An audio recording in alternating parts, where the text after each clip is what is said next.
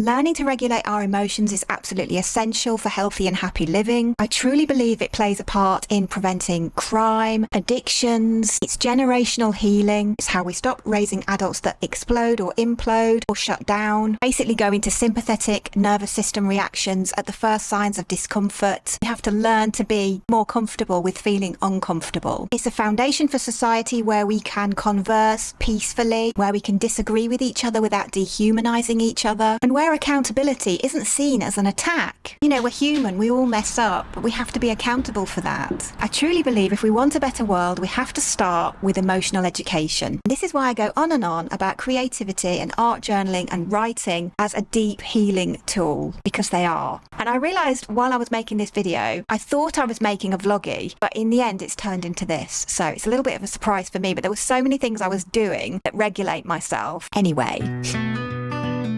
Life has a way of slowing us down. We know this, don't we? Sometimes it's broken bones, illness, not sleeping, or that feeling like you're always on edge but can't quite name why. And that's been me lately. I thought I was just tired or maybe too busy, but really I was living with a nervous system stuck on high alert. It wasn't until I had to slow down, really slow down, that I started to hear it. That constant hum of stress underneath everything. In this video, I'm sharing the gentlest tools that help me feel safe again, in my body, in my home, and in my creativity. So if you've been moving through life too fast, not by choice, then maybe some of these will help you exhale too. Does Grammy love you? She does. She does. Yeah. I'll just dub a little bit. Something like that. N.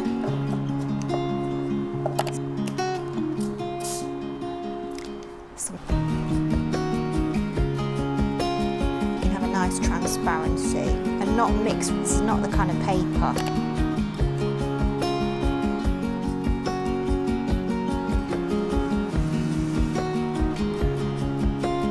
Quite nice with the orange hair, I'm thinking.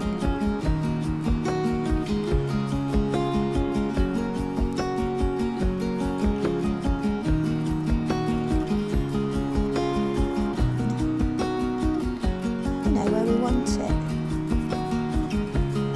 And then I might go in with some white as well, just over the top once that's dry.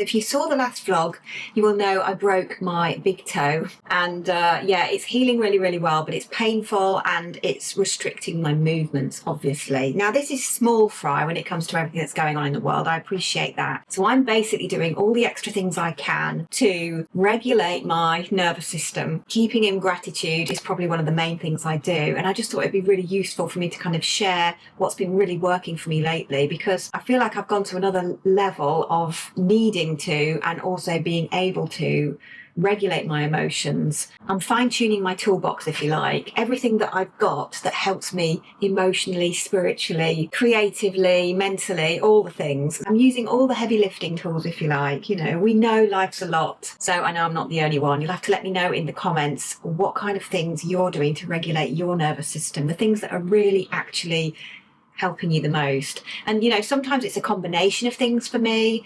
Sometimes something won't work, so you know, I have to try something else. There's a few little things like that. And this is why I have this amazing pot of tea. So I've got a ton of lemon balm in there today, as well as my uber amazing mix that I got from my herbalist, which is just full of good things for me.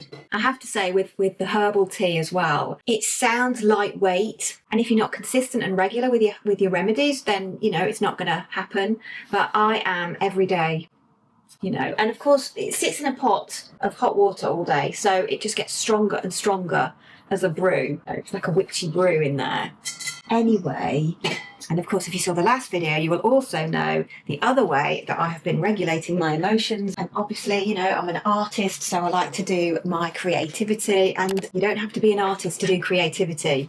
So grab a notepad or a sketchbook, whatever you've got to hand, and, you know, create. doodle, do what you need to do. Often the colours and the shapes and just the motion of actually putting a paintbrush or a pen to paper can help us get things out and perhaps say things that we can't say with words. But saying that, I also turn to my journaling a lot. And, you know, if you've seen any of my journaling videos, which I know there's quite a few on here now, you will also know, I mean, I really am an advocate for handwriting things out. I put a video up a few weeks ago, maybe 6 weeks ago, something like that. And I really went into detail why writing things out by hand in a physical way is so helpful to our whole system. So you can go back and watch that if you're interested in the details. But also, I do really enjoy typing on my laptop.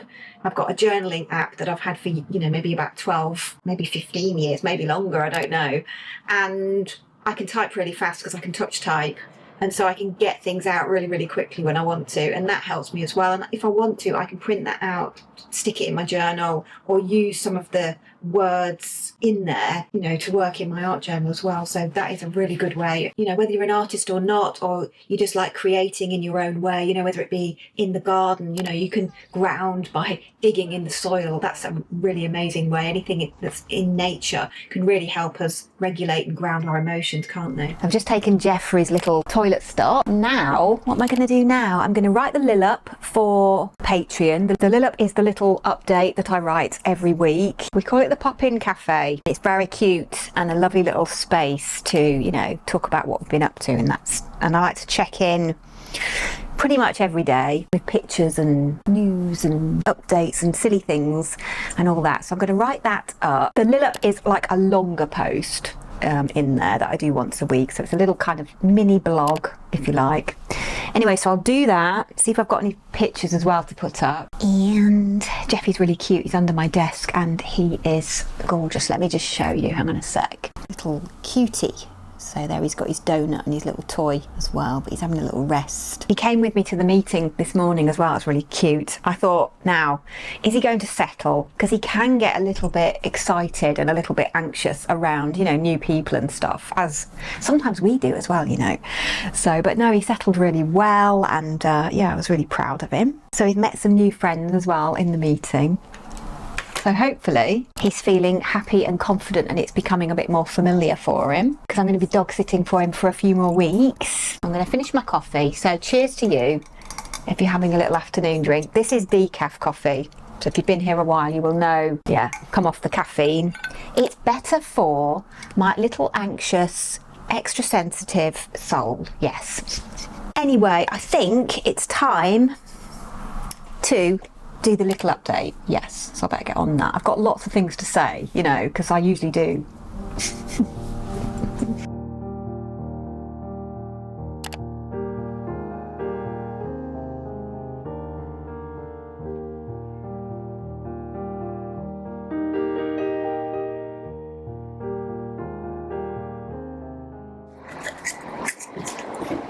So I went home after I saw you yesterday and I didn't talk to you, so sorry about that. But I got involved in my journaling, so I can show you what I've been doing.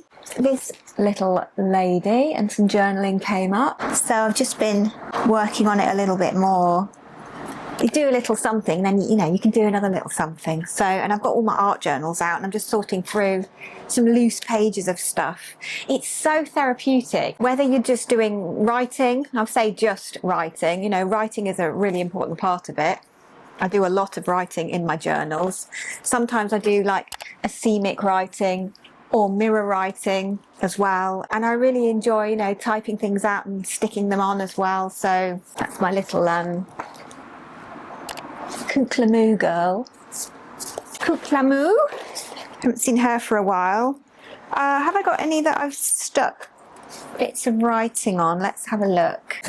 That was my latest little page. Most of the processes for making these pages as well are actually on my Patreon in the £5 pockets tier, the art journaling tier. So we do a lot of pages. So I've kind of handwritten and stuck some things on that one. Oh, this one I actually, yeah, I've got some typed text around. Can you see? Is that picking that up? It's quite subtle.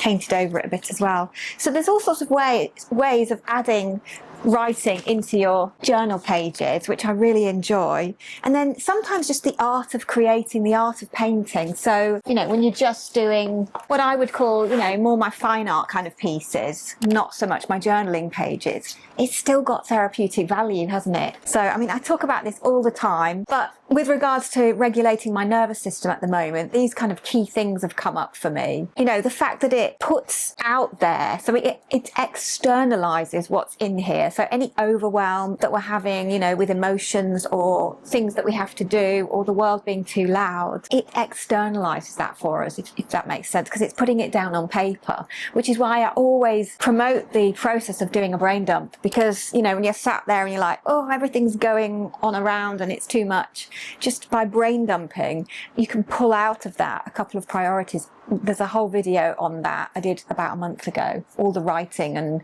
how I actually do the writing part of it. So if you want to go back and watch that, I'll link it somewhere and down there as well. I think when we journal, we kind of give a shape to something that's swirling around. And that can be really helpful. It's the act of expressing rather than suppressing it, if that makes sense, because, and we're not just regurgitating it and repeating it and ingraining it, we're actually getting it out. It's actually then, because it's externalized, it's on the outside of us. It gives it a validation. It lets us see it so we can witness it if you want someone else to witness it as well, or it can be just a personal page just for you. But that is your most vulnerable, deepest emotions, and it's giving them a safe place to land, isn't it? You know, in a solid situation, they've actually got somewhere to land. The actual rhythm of, you know, cutting or painting or using your pencil or tearing and sticking, it creates this gentle rhythm of doing something. I mean, it might be knitting or crocheting, but you know that state your brain gets into, it gets that way from stimulating the vagus nerve. And that's important because that helps us shift from fight and flight mode. So we then go into our parasympathetic nervous system. This is the nervous system regulation part. You know, so when I say, and I say it over and over again, you don't have to be an artist to do art journaling, and you don't have to be an artist to paint or do watercolor. I try to make it as accessible as possible for non-artists. Now, I come from an artist perspective, but I also have my non-artist hat on very often when I'm doing my art journaling pages, because although I've got kind of my natural design and, you know, my painting abilities and that kind of thing, the skills I have learned over the years, I also go into my non-artist hat, because that's how I can access the healing part of it. Not if I'm doing my thinking of, you know, design and composition and colour relationships and colour science and mixing this and mixing the other and tonal value. No, I have to get out of that. So it's a completely different mindset for me. You know, studies show about writing as well, how it can impact our psychological, emotional side of things. Just, you know, the act of actually writing can take down the stress hormones, the adrenaline, the cortisol. So this is emotional, but it's also physiological as well. It affects our physical sense. I mean, we've all experienced, haven't we, when we get stressed or anxious, we have that tightness. I get a tightness in my solar plexus, in my belly. Sometimes I feel a bit sick. Sometimes I have a bit of a, you know, around where my heart is. So I know that I need to stop and stretch at that point. Stretching out really helps me out. And I also really love aromatherapy, essential oils, herbal teas, all that kind of stuff. I bring out all the big guns, as I said yesterday. You know, I have to, because I want to regulate and keep my levels as level as I possibly can. Levels as level, yes. I think it's Julia Cameron, isn't it, that talks about in the morning pages, where she says, just write, you know, I don't know what to write, I don't know what to write, I don't know what to write, because even the act of doing that is the act of writing. So you are actually then settling your nervous system in that process. And then possibly, you will relax your mind enough to let things start to flow out in whatever way they want to. And then your writing starts to progress into more than just a repeated phrase of I don't know what to write, I don't know what to write, I don't know what to write, which is why she suggests doing it the way she does, and that you write 3 big A4 pages every day. I don't do that, by the way, but that doesn't work for me. But we find ways round to make it work for us, don't we? And so you find your own way through. It doesn't have to be, you know, a profound statement. It just has to be there. It has to come out on the page. There's a nice abstract piece there. I could do this anyway up as well. But doing this, you know, it's a gentle self-connection in a super fast world. Because it slows us down, the act of doing this slows me down. I have to get my art supplies out, and my buckets of water and my paintbrushes, think about, you know, the kind of bits and bobs that I'm drawn to that day, and then, you know, actually put my brush to the page. So the act of doing that slows me down. And when the world's so chaotic and fast, that's worth its weight in gold, isn't it? Just that simple action. And this page is a page, and it isn't of anything. It's just abstract shapes and colours. I could do something on there, but I've always left this page because I really liked just the abstract world it created. Doing this brings us into the present moment, and then, you know, we can add words, pair with colours and textures or intuitive marks, and then it's a return to ourselves. It's not just a creative act. We're touching a part of ourselves within. And if this sounds a bit woo-woo to you, then maybe you need to try it and really switch your thinking brain on and go into your right hemisphere more, because that is where your non-thinking brain takes over and you go intuitive and instincts, and it's a completely different process. And so, say for example, when I'm doing, you know, more of my fine art pieces, I'm using both hemispheres because I'm using the critical analysis, logical side of my brain as well. But when I'm art journaling, until I get to the end where I'm just like having an overview and do I want to add my finishing touches, I try to stay completely in my non-logical mind, in the side of my brain that doesn't care about logic or the reason why. It just knows it wants to do it, and it knows, you know, my body's going to respond to that and act upon it. I want some pink on the page, I want some teal on the page, I want some dots, I want to paste a word down. So whatever it is, what does that say? It pops up.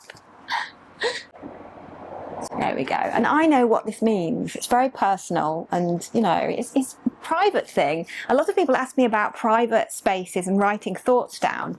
You go back to pages like this and you remember how you were feeling and the emotions that you were going through and what you were processing. And if it's something that you really want to cover up, then, you know, paint something over it. I did on this one.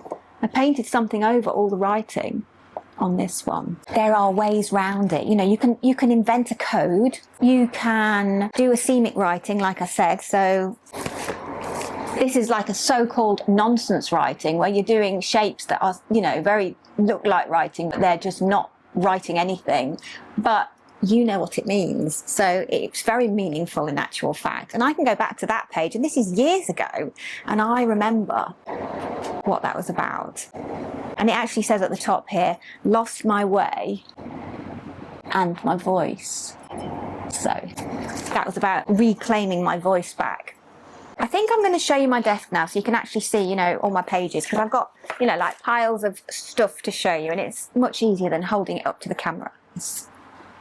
So here's a few of my bits and bobs. This is the pages I did yesterday, and this ended up being about, you know, resetting my nervous system. So surprise, surprise, no surprise there basically. For me, creative expression is self-validation. It gives form to your feelings in a journal, and it kind of gives value to it. You know, it says this matters. It gives my inner world a voice, which is, you know, really powerful. And I know that for sure because I've been doing this for decades. And I think, you know, especially for people that weren't encouraged to express our emotions when we were growing up, which wasn't necessarily me, but I think, you know, just speaking to people out there that maybe didn't get encouraged to express their feelings. So that can be a really safe outlet for that. You know, we can learn to do it at our own pace as we go through our journal. Or loose paper. As you can see, I've got lots of things on loose paper, which I'm loving at the moment. This becomes a safe place to witness our truth. Private, it's a no pressure space. I always say there's no rules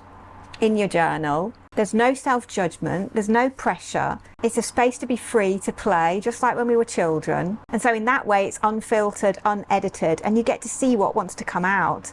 I think for highly sensitive souls as well, this safety thing can be deeply healing. In fact, I'll go as far as say is deeply healing. That whole concept of making the invisible visible. When it's an emotion in our head, it's intangible. It's could be grief or joy or confusion or longing, and it becomes visible, you know, through our mark making. Any mark making. I mean, there's loads of mark making on this page, even though we've obviously got subject matter, but This page, you know, is pure mark making. And this is a process of complex feelings and emotions. And so this cleared all the inner clutter. It's gone. It's down on the page. Another way of brain dumping it. I think the creative practice as a whole, it gives me something to anchor my nervous system on as well. I've always got this to come back to. And I really don't need a lot of art supplies as well just to do it. So if I was going to grab something, I'd probably grab my book and my pencil roll just to take out with me. Or I would grab a watercolour kit. I think the best watercolour kit, I'll probably take that one. And then a water brush with me. These are great. Koh-i-Noor, showed these in the last video. Anyway, don't want to go on off on a tangent on art supplies, but it just makes it a portable space that I can take with me wherever I go. And then I've always got everything I need to regulate my own emotions, bring myself down if I need to, if I've got stressed or anxious and things are whirling around like they do. We know this, don't we? Even 5 minutes just doing some blobs and mark making and watercolor washes on a page, it becomes a ritual.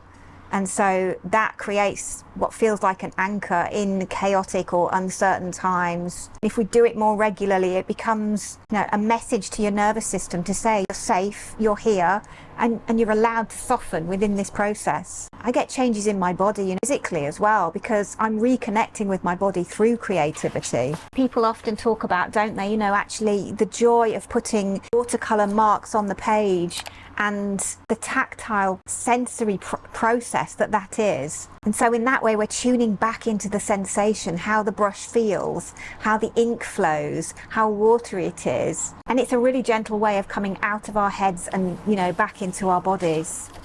I'm just trying to shuffle these around to show you a few pages as I'm talking as well, so you can see some of the stuff that comes out in my non-thinking state. This is gorgeous paper. It's Fabriano hot press. I absolutely love this paper. I love the Strathmore mixed media, but I really love the Fabriano paper as well. It's beautiful to work on. So I can stitch these into a book at a later date if I wanted to. A couple of random bits there.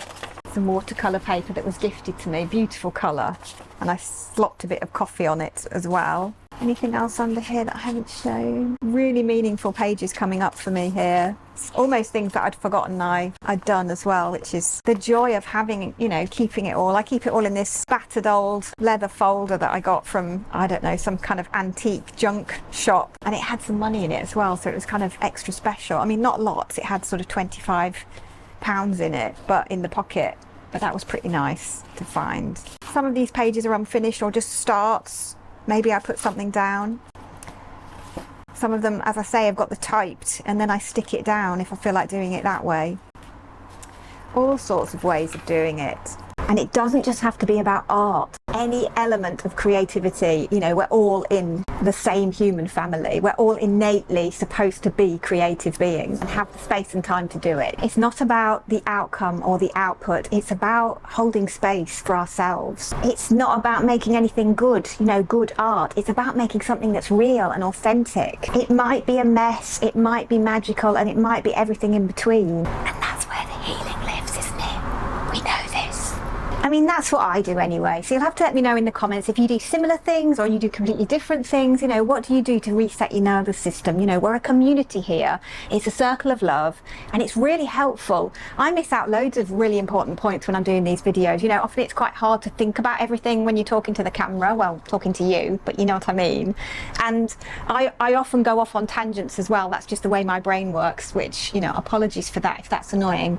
I do try, you know, to stay on track, but in all honesty, you know, the magic is in the comments. So, and I do read a lot of the comments. I can't say I read all of the comments, but I definitely dip in there. You know, I have my morning coffee or cup of tea. I love to sit there and read, and it's a community, and I take things on board. And, you know, if you've got ideas and you want me to make a video about something, you know, you can let me know as well. And the other thing I've just thought of is I'm not sure on this one's name yet. So let's have some names for this little lady, because she is a very thoughtful, expressive being, isn't she? I love to see who comes out of the page. So let's have a conversation. It's my most favourite thing about having a YouTube channel.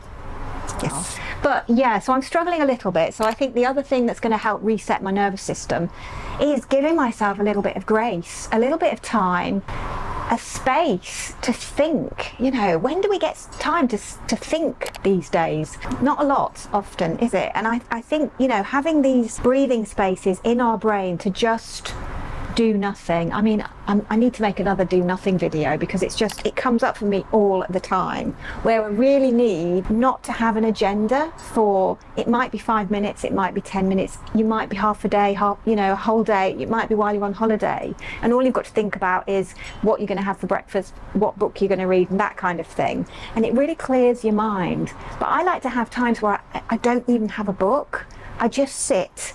I might have a tea. I might have Jeff now as well, the little pup, to stroke and cuddle, because he's very cuddly. Very cuddly. But so at the moment I'm even more lucky in my doing nothing moments. But because I've had certain days where I couldn't get into the studio because I can't drive, so I'm completely dependent on getting here with James. And so some days he's had to, you know, be in the office earlier than I can get in and that kind of thing, because I can't rush around with a broken foot.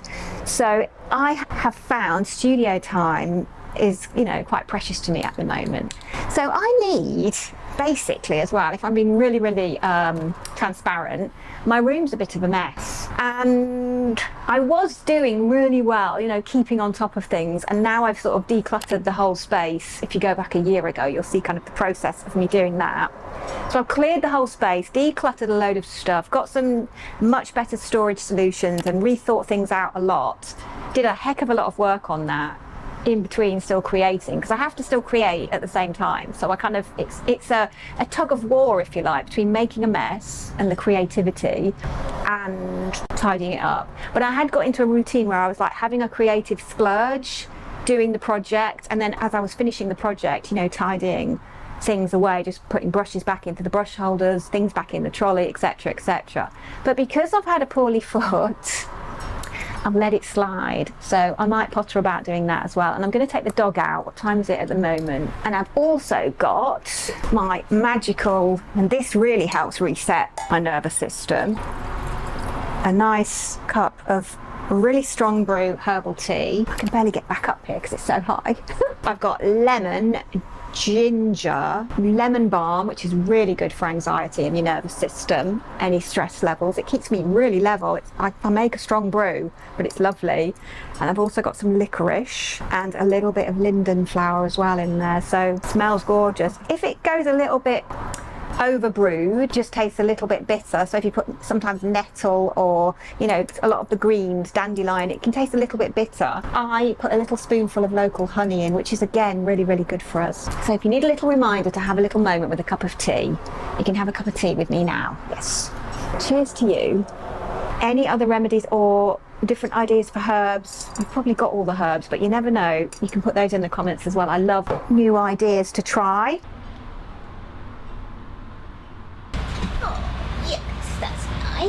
I've just been sat here having a cup of tea, so cheers to you.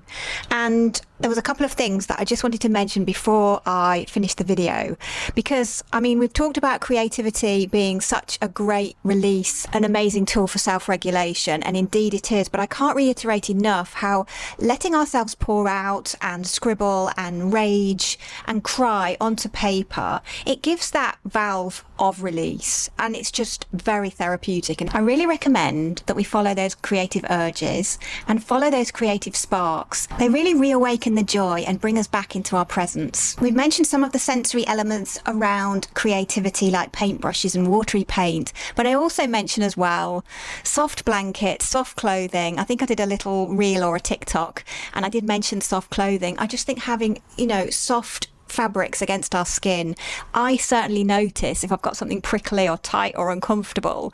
And I love natural fabrics as much as possible. I do thrift a lot of my clothing, so I'm not always, you know, 100% natural fabrics, but I'm working on going on in that direction as I buy new things. And we all know the comfort of having a cup of tea and a soft, cozy place to sit with, you know, if it's chilly, a blanket. Maybe not today, you know, maybe not today, a blanket. But I think you get the picture. I've touched on environmental grounding a little bit as well, but I will mention as well, you know, barefoot in the outdoors, on the ground, on the grass. And if you haven't seen the Earthing movie, it's here on YouTube, free to watch.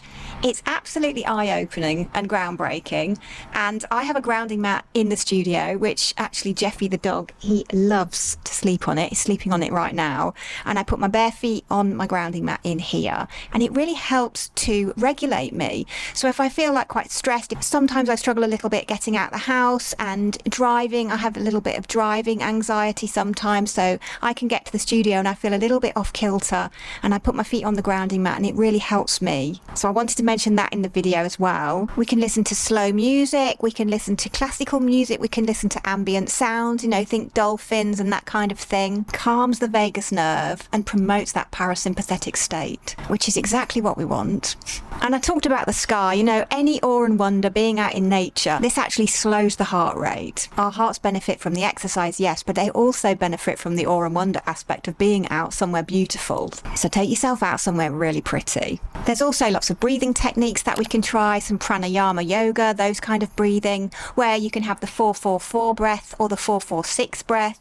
There's one I think that's where you bend your head and you breathe in through your nose for 4, hold it for 4, and then breathe out for 6, and that can really calm your nervous system very, very quickly. And the other one I really love to do, which I haven't mentioned in the video, is legs up the wall pose, which is supposed to cure every ailment. But I know that when I'm high anxiety or stressed, or I've got a panic attack maybe brewing, and I just, you know, I don't quite know where to put myself, I'll put some lavender on, usually, because I love my lavender essential oil, and then I put my legs, so I lay on the floor and I put my legs up the wall, so you're kind of doing a right angle as much as possible. You can put a pillow underneath your behind as well to kind of lift you up a little bit. Giving ourselves permission to rest without guilt. Otherwise, rest is completely pointless, isn't it? The other day I had to really concentrate on that one because I was kind of thinking, oh, I should be doing this and I should be doing the other, and I was realizing that I had this gift of a day at home, you know, mainly because of my broken foot,